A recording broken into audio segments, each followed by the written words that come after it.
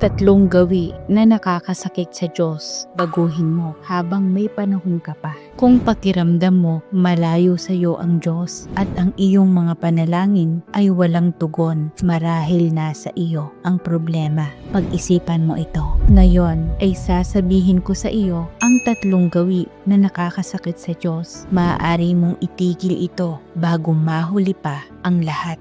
Una ay ang pagiging maligamgam. Nagbabala ang aklat ng pahayag, kaya sapagkat ikaw ay malahininga at hindi mainit o malamig man, ay isusuka kita sa aking bibig. Nakikinig ka sa mga awit ng pagsamba, ngunit hindi buo ang loob mo. Gusto mo ng kaligtasan, ngunit ayaw mong magpasakop ng lubusan sa Diyos. Ang maligamgam na tao ay iniisip na ligtas na siya, ngunit sa katotohanan ay unti-unti siyang namamatay. Ganitong kalagayan ay hindi nakakalugod sa Diyos, dahil para bang sinabi mo sa Kanya na ikaw ay karapat-dapat lamang tuwing linggo kapag ikaw ay nagsisimba. Paano kapag Lunes? Kung nawala ang iyong sigla sa espiritual na ugnayan sa Diyos, ang tanging solusyon ay magsisi sa Kanya. Ikalawa ay ang sama ng loob at hindi pagpapatawad. Maraming tao ang nagsasalita tungkol sa biyaya ng Diyos, ngunit ayaw magpatawad sa iba.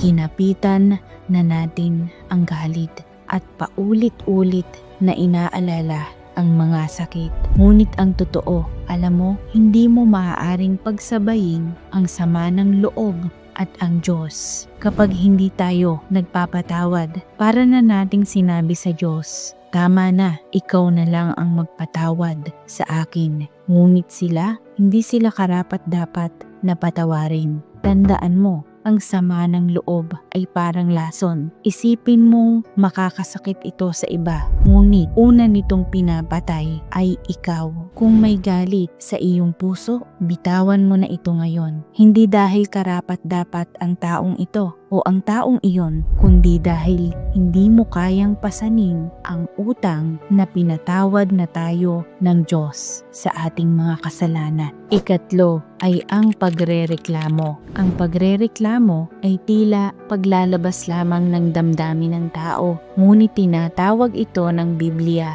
na pagsuway.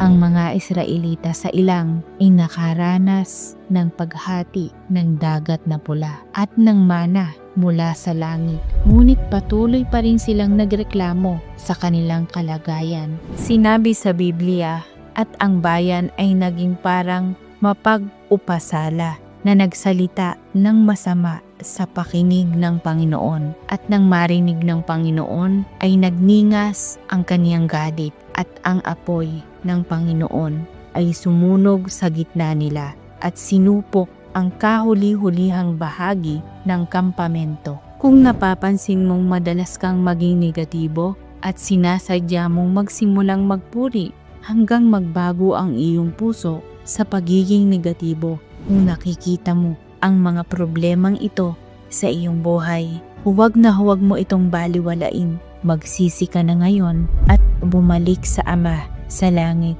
na nagmamahal sa iyo at handang baguhin ka. Kung isusulat mo ang handa ako, sa comment section, lalakad tayo ng magkasama sa pagbabagong ito. Tandaan mo, isave mo rin ito at ibahagi sa mga taong mahalaga sa iyo at paalalahanan silang huwag masaktan ang Diyos.